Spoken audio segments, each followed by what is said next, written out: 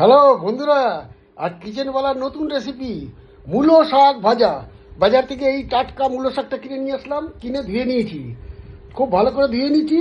আর তারপরে কাটা শুরু হয়ে গেছে, এই যে কেটেছি। হ্যাঁ বন্ধুরা, এইবার এই লঙ্কা দুটো লঙ্কা ছিঁড়ে নিয়েছি, এই যে ছিঁড়ে নিয়েছি। আর দুটো লঙ্কাকে একদম কুচি কুচি করে কেটে দিয়েছি। এটা আদা বাটা। এবার আমি রান্না শুরু করব।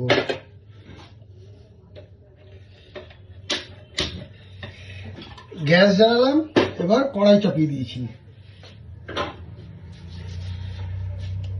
সর্ষের তেল দিয়ে রান্নাটা করব। 1 2 এই ছোট চামচের 3, একটু শাক ভাজা তো একটু লাগে, এই মোটামুটি 4 চামচ, এই ছোট্ট চামচ, এই যে আমাদের চায়ের চামচের থেকেও ছোট, বা মোটামুটি বলতে পারেন ওই রকমই। এই তেলটুকু দিতেই হবে, এই তেলটুকু না দিলে হবে না। তেলটা দেওয়ার পর এবার এর মধ্যে আদা বাটাটা দিতে হবে, কারণ কোনো ফোড়ন দেবো না, ওই আদা বাটাটাই ফোড়নের মতো।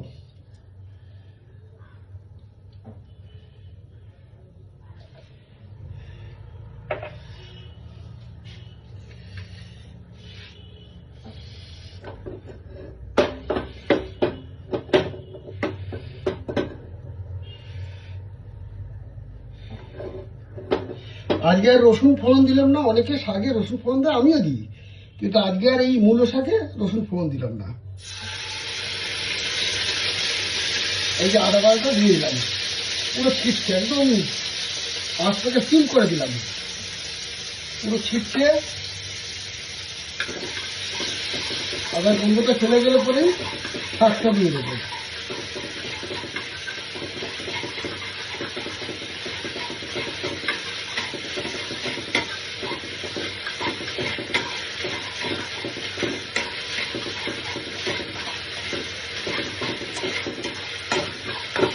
বাস, আদার গন্ধটা মোটামুটি চলে গেছে।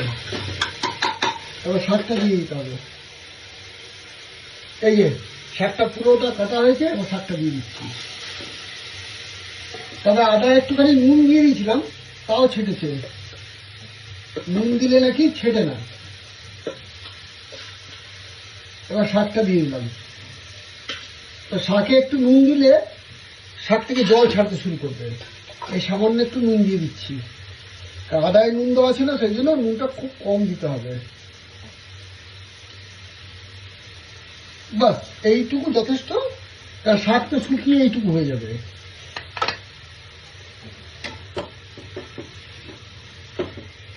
এবার লঙ্কা চেরাগুলো ওটা পরে দেবো, ওটা এখন না। এবার জল ছাড়তে শুরু করবে, মূলো থেকে জল ছাড়তে শুরু করেছে। এই মূলো শাক থেকে জল ছাড়ছে, এবার জলটাকে শুকিয়ে দেবো। মূলো শাক প্রায় শুকিয়ে এসছে জল। মূলো শাকে হলুদ দিয়ে দিই, তো হলুদের একটা গন্ধ হয়, আর এখানে রং করার দরকার নেই। মূলো শাকের জল প্রায় নেই। আর রসুন দিই না, অনেকে শাকে রসুন দেয়, আমিও দিই। কিছু কিছু শাক আছে ওরা গন্ধটা আমার একটু সহ্য হয় না, তাই একটু রসুন দিই।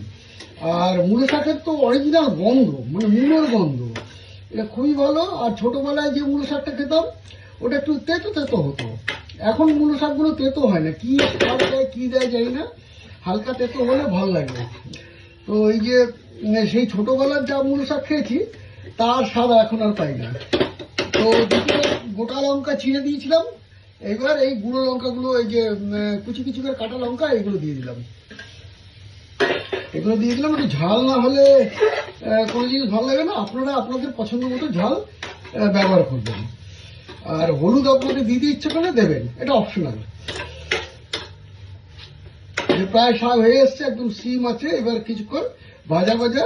অনেকে একটু তেল বেশি দিতে পছন্দ করেন, কারণ শাক তো, শাকে একটু তেল দিতে হয়। আমি আজকে দিয়ে দিই, কারণ এই এটার নিউট্রিশন ভ্যালুটা চলে যাবে, খালি তেলের এই স্বাদে চলে আসবে। এই দেখুন আমার শাক হয়ে গেছে, এই যে শাক হয়ে গেছে, খেতে অসাধারণ হয়েছে।